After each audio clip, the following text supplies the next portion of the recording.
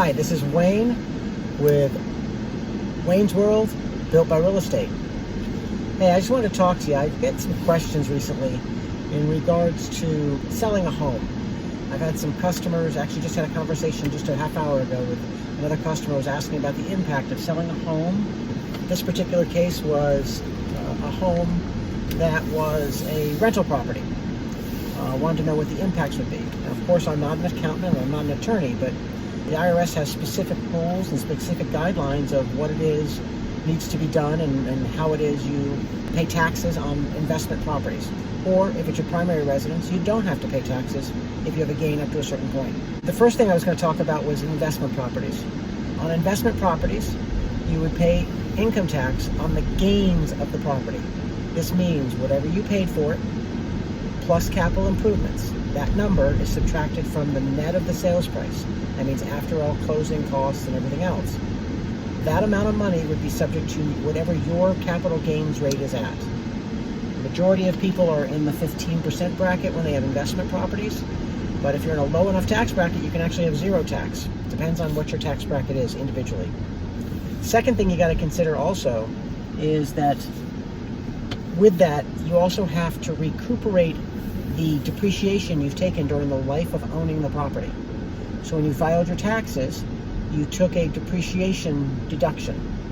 That has to be what's called recapture.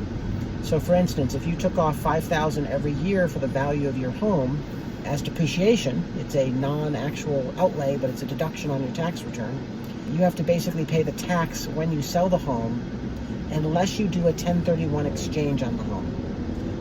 That's a totally different way to sell a home. It's an investment property. It's a way to postpone any taxes being paid. But in this case, that would be how you'd have to deal with it.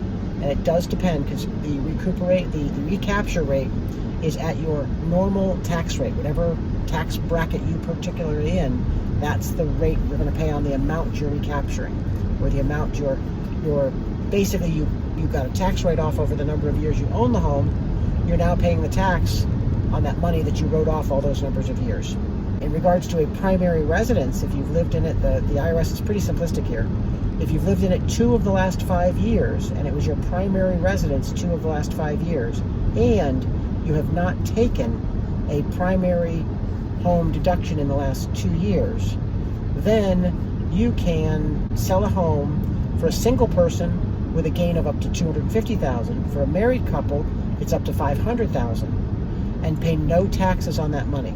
That's just one of the ways you can buy. A lot of people do this. They buy homes. When they gain in value a certain amount, they'll sell them, move on to another home, and they can take all that cash that they earned, and it's completely tax-free earnings at this point in time. As I mentioned earlier about the 1031 exchange, it's a way to sell an investment property and defer your taxes. Basically, it's a way that when you sell a property, you have to replace it for an equal or greater priced home of your net of your sale. Also, you have to have a third party handle the transaction for you. Typically, it's going to run somewhere between $1,500 to $2,000 for most companies that can do it, and they will handle it for you. So basically, you're still the seller of the home, but from a legal standpoint, this entity is the seller of the home. They also will get all of the proceeds. In order to avoid any taxes or having to pay the recapture of your depreciation, you would need to make sure that you buy a home for equal or greater value than what you sold.